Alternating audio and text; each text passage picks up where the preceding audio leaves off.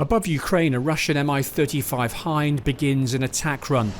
Nearing the target, the pilot pulls up steeply before firing off a salvo of rockets. Some reports have described this as lofting, a technique that goes back to the 1940s and later Cold War nuclear bombers. RAF Tornadoes used it during the First Gulf War to literally throw their bombs further.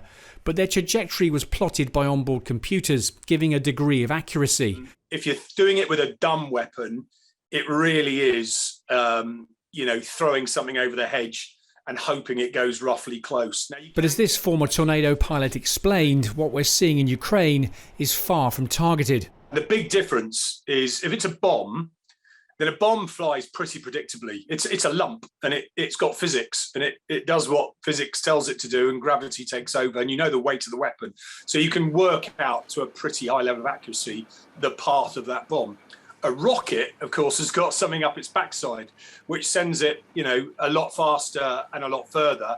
But every rocket's different. The burn rate, the details of the actual rocket itself. So rockets are inherently a little bit shaky in terms of their guidance.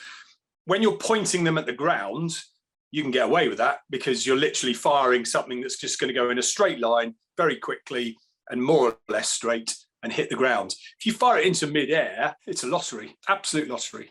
And it's not just the Russians who are using this technique. This is a Ukrainian helicopter doing the same thing, throwing its unguided rockets upwards and then fleeing as fast as possible.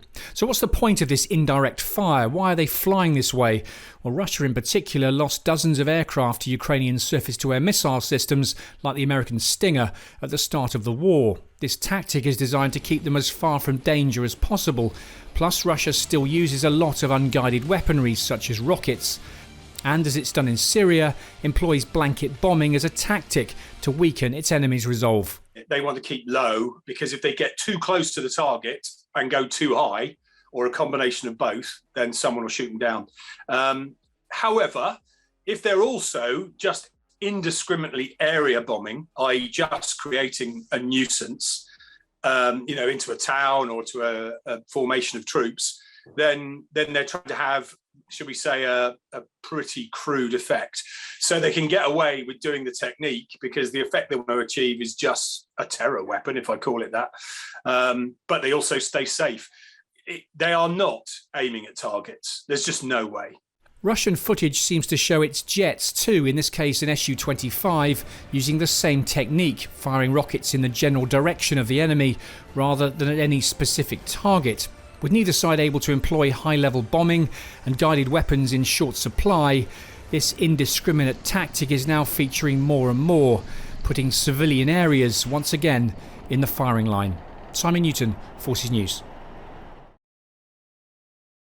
If you enjoyed this video, don't forget to like and subscribe to our channel.